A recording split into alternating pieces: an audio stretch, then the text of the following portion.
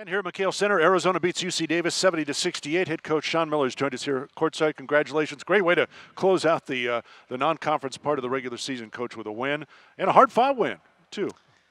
You know, I credit UC Davis. They did a great job. We really didn't have an answer for them in the second half. Their point guard is terrific. We knew that. I watched them play against Indiana. You know, I talked to my brother, and they really gave Indiana everything that they had. And wasn't until about the 8-minute mark, 4-minute mark in that game that Indiana, pulled away. But he was 10 for 15 from the floor. And those are all twos. You know, it's very seldom a guard can score 10 field goals inside the arc, but we couldn't stop him.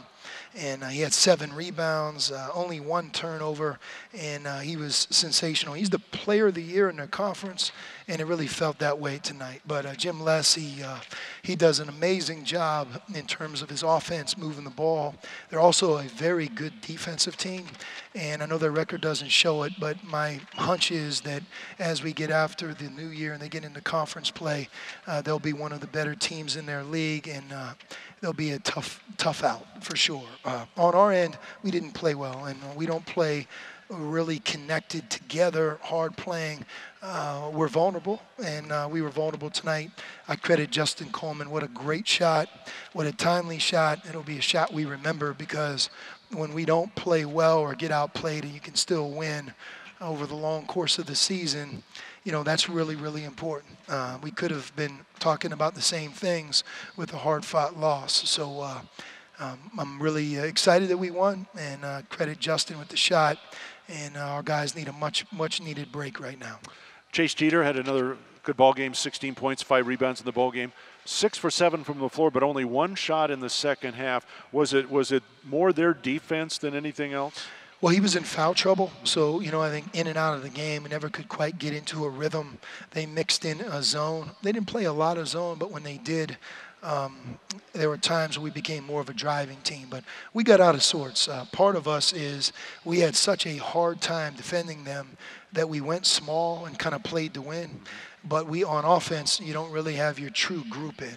So you kind of have 4 guards and Chase, and although that may help us a little bit on defense, certainly that doesn't always help on offense, but I thought that was our best route to win the game, and I don't know if that's why we won, but that was the thinking behind it. You mentioned Justin Coleman's clutch three-pointer that gave the Wildcats the lead in the final score.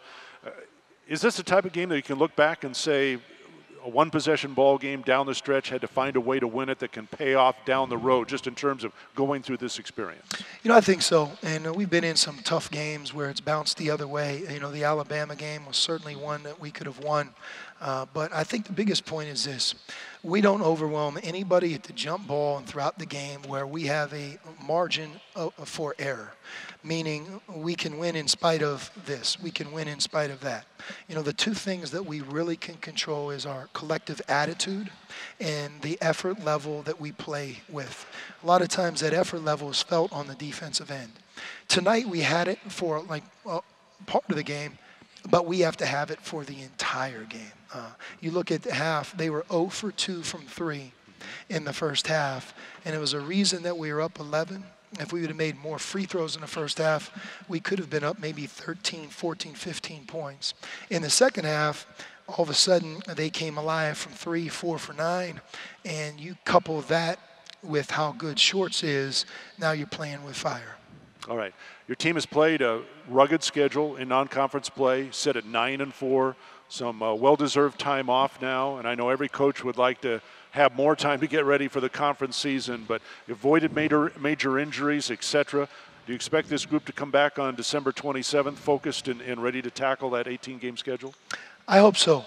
We've talked a lot about how hard it is to win, how hard this year's team has to play night in, night out on every play. One of the things that we've done a really good job of is make free throws, but you see we were 16 for 25 from the foul line. And again, that's one of many things that, you shoot 64% from the line. This year, that's going to really hurt our chances to win. And, the other night, it was 16 turnovers. Thank goodness we played this entire game with 9. one of the reasons that we won is playing with 10 or fewer turnovers, in spite of some of the other problems we had, helped us. Yeah. All right, Coach. Happy holidays. Enjoy your time with your family. Same with you, Brian, and happy holidays to you and your family and to all of our fans. And I'm glad we were able to learn and escape with a tough win. All right, thanks, Coach. Head Coach John Miller here, courtside at McHale Center, where the Wildcats beat UC Davis 70-68. Arizona 9-4. Their next action will be here on Thursday, January 3rd.